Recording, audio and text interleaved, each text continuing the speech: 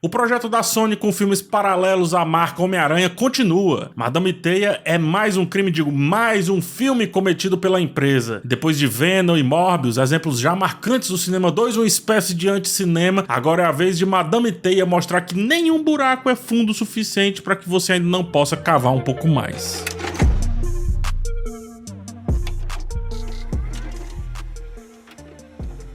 Ainda na barriga da sua mãe, a jovem Cassandra Webb recebe um tratamento vindo de uma aranha que a faz nascer com habilidades de clarividência, ou seja, ela consegue ver o futuro. Aí ela se torna paramédica no futuro e começa a perder a noção de tempo, presente, passado, futuro próximo, distante, etc. E enquanto isso tem que cuidar de 3 jovens garotas ameaçadas por um vilão que também tem o dom da clarividência. Essas 3 garotas um dia serão super-heroínas, e aí o vilão já quer eliminar o mal pela raiz, é tipo Minority Report. O filme é dirigido por S.J. Clarkson, diretora que tem muita experiência dirigindo séries, mas só agora chega às grandes telas. O roteiro é assinado por 5 pessoas, dentre as quais Burke Sharpless e Matt Sazama, a mesma dupla que roteirizou Morbius. O que me leva a uma reflexão interessante. A Sony é muito caridosa porque ela tá apostando na evolução de seus contratados, né? E isso, olha só, deu muito certo. A dupla evoluiu bastante com relação ao roteiro de Morbius, o que não quer dizer nada. Quer dizer que, na verdade, se continuar nessa toada, com mais uns 20 filmes, eles conseguiram chegar aos pés do pior episódio de Homem-Aranha japonês. O traço mais marcante de Madame Webb é não confiar na sua protagonista. O filme não gosta da sua protagonista. E isso norteia todos os muitos problemas aqui. O roteiro tá sempre criando subterfúgios para dar um escopo que a Cassandra Webb não tem. Cassandra Webb é essa que o carisma ficou em algum lugar entre o seu nascimento e os acontecimentos do filme. Trazem o tio Ben antes de ser o tio Ben.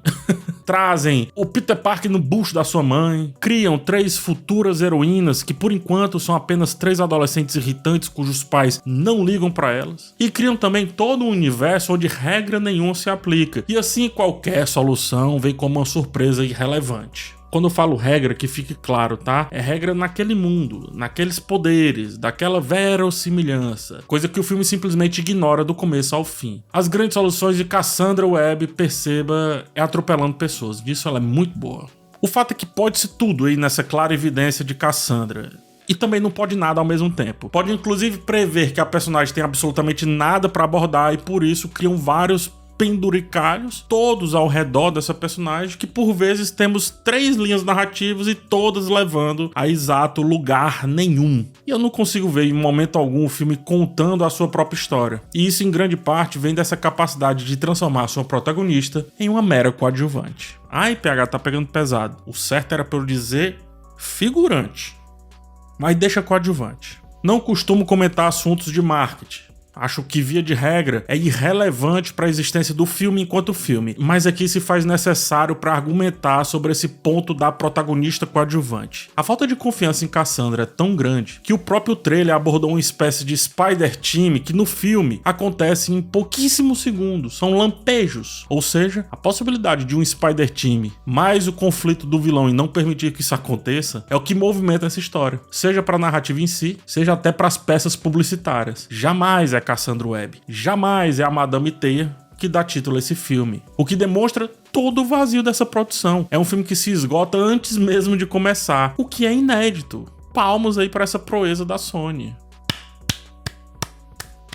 Tecnicamente, temos aqui uma abordagem antiquada. As ideias estéticas são provindas do cinema B dos anos 90 e executadas de tal maneira que pareçam apenas imitações de um cinema que fazia o que fazia por falta de recursos. A ação do filme é nauseante. Direção e fotografia apostam no constante zoom chicote indo e voltando para dar um certo peso dramático e também um peso épico para as cenas de ação. E esse foi o jeito que encontraram para trazer alguma tensão para a tela, porque na cena em si não estava tendo nada, mas só consegue trazer ânsia de vômito. Por se tratar do assunto teia e aranha, outra grande ideia é não respeitar o eixo da câmera, o que não é de todo ruim, tá, em termos criativos, mas vacila por ser novamente feito da pior maneira possível. Novelas do TikTok conseguem ser melhores, mesmo querendo ser piores. O vilão e a sua profundidade de uma poça de lama é quem define essa estética sempre que aparece, ou seja, a protagonista ainda consegue ficar abaixo de algo que está passando rente ao fundo de um poço enlameado.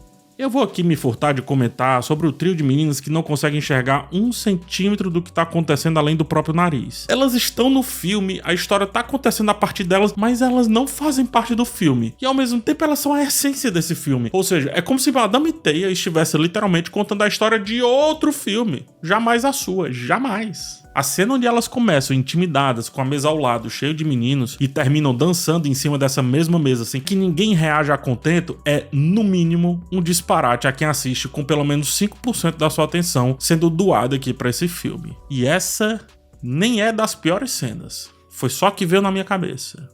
Inclusive agora eu entendo quando falo que um filme é pra desligar o cérebro, né? Então eu inicio aqui uma campanha por salas de cinema com equipamentos de UTI, que a gente vai precisar bastante se o ritmo for seguir Madame Teia. A capacidade do filme em criar situações pra fazer a história acontecer é nula. Por exemplo, precisam mostrar como Cassandra ela tá tendo ali as suas visões. Pra tanto, inventam um chá de bebê da mãe do Peter Parker. Sim, inventam um chá de bebê pra mãe do Peter Parker. As visões começam no momento da revelação do nome. Depois há um chamado pra ação. Rapidamente ela já está de paramédica. Perde um amigo, daí em diante simplesmente não sente o luto, não sente nada, não tem nenhuma relação com o trabalho e fica andando pra cima e pra baixo em um táxi roubado e dane-se, ninguém faz nada contra isso. Note como toda essa cena, toda essa problemática do amigo está pra além de todas as outras coisas que acontecem no filme. Nunca parece ser do filme em si, nunca parece ser encaixada de qualquer maneira nessa narrativa. Quando Cassandra junta-se com as 3 futuras heroínas, a estapafúrdia dessa solução narrativa é tão grande que ela parte pro Peru como se estivesse pegando um trem pra cidade do lado, tão rápido quanto vai, volta e reinicia todo o ciclo de ação. Nada que 2 cenas de passagem de tempo não resolvesse. O que me dá aquela pergunta, quem veio primeiro, roteiro ou filme? Roteiro ou montagem? Nunca saberemos. E assim será. Vai que no segundo filme mostram que ela tinha a habilidade de teletransporte, né? É só o que falta. Fora todas essas questões, esse é mais um desses filmes que clama, grita, urra por um universo compartilhado. A ansiedade pelo próximo filme é tão grande, tão imediata, que várias cenas simplesmente são rasgadas a favor de pautas que justifiquem a criação urgente de um universo. É mais um exemplo de filme que não olha para si antes de olhar ou para o próximo ou para os próximos. A Cassandra Webb, que vinha demonstrando a maturidade de uma criança de 12 anos de idade na loja de brinquedos, é construída no final como uma grande mentora de um grupo que um dia existirá para um universo que quem sabe exista. Essa proposta narrativa só não é pior do que a proposta estética da construção da personagem, uma espécie de professor Xavier da Shopee.